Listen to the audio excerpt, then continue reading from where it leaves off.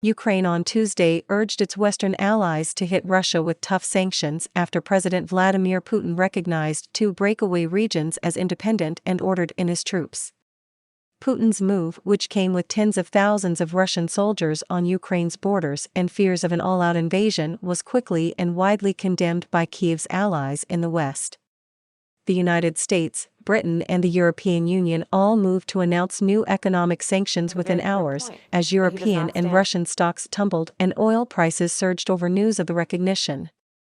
Russian troops were meanwhile believed to be deploying into Donetsk and Lugansk in eastern Ukraine after Putin issued decrees ordering his army to assume peacekeeping functions in the separatist territories. Western officials were not yet describing Putin's moves as an invasion, but the situation remained deeply strained after weeks of tensions and days of intense shellfire on the front line dividing the separatists from Kyiv's forces. In a statement issued during a visit to Washington, Ukrainian Foreign Minister Dmytro Kuleba said he was working with Kyiv's Western friends to impose tough sanctions against the Russian Federation. Russia is trying to provoke Ukraine.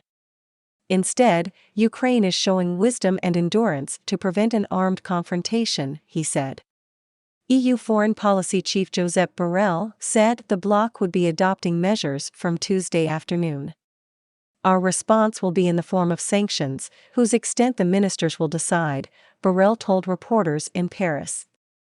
The UK was also set to unveil a first barrage of sanctions against Russia Tuesday, Prime Minister Boris Johnson vowed. They will hit Russia very hard, and there is a lot more that we are going to do in the event of an invasion, he told reporters. Outrageous, false claims. Washington took its first measures in the early hours of Tuesday, banning U.S. persons from any financial dealings with the breakaway territories, and said more sanctions would be announced Tuesday. But it was unclear how far the West would go, after warning repeatedly of sanctions that would do severe damage to the Russian economy in the event of an invasion. Russian troops were already known to be inside the 2 rebel regions, and ordering more to deploy is unlikely to be enough for the West to trigger its worst-case response. Putin announced he was recognizing the territories, which broke away from Kyiv's control in 2014, in a day of political theater in Moscow. After a dramatic televised meeting with his top government, military and security officials, Putin spoke to the Russian people in a 65-minute address from his Kremlin office. In the often angry speech, Putin railed against Ukraine as a failed state and puppet of the West, accusing Kyiv of preparing a blitzkrieg to retake the separatist regions. The move to recognize them, Putin said, was a long overdue decision. He was then shown signing friendship agreements with rebel leaders that allowed for the official deployment of Russian forces to maintain peace and the sharing of military bases and border protection. Within hours, the UN Security Council held an emergency meeting, where U.S. Ambassador Linda Thomas-Greenfield described as nonsense Putin's reference to the troops as peacekeepers. We know what they really are, Thomas-Greenfield said, saying Putin's address amounted to a series of outrageous, false claims that were aimed at creating a pretext for war.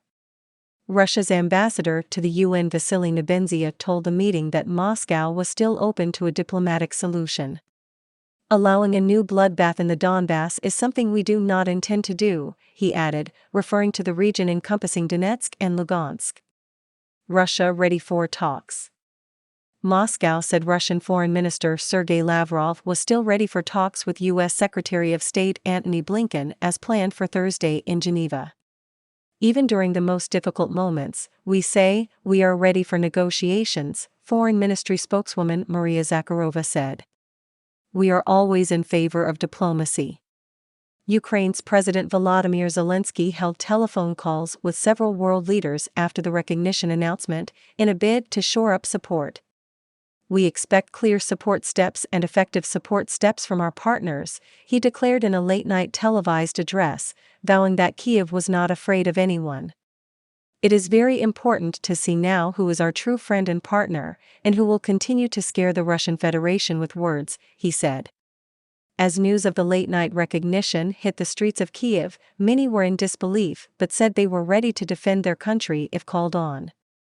I am very shocked, Artem Ivashenko, a 22-year-old cook originally from Donetsk, told AFP in the capital, calling the recognition the scariest news he had heard since he fled the region 8 years ago. "I live here, I already lost a part of my homeland, it was taken away, so I will protect it." Russia had massed more than 150,000 troops on the borders of Ukraine, prompting warnings from the West that Russia would invade, claims Moscow repeatedly denied. Tensions then spiked this week after an outbreak of heavy shellfire in eastern Ukraine, where Kyiv's forces have been battling separatists since 2014 in a conflict that has left more than 14,000 dead. Fighting appeared to have eased overnight Tuesday, with the Ukrainian military saying there had been only 3 violations of the ceasefire between midnight and 7 a.m. On Monday, there had been 84 violations, with 2 soldiers killed and 18 wounded.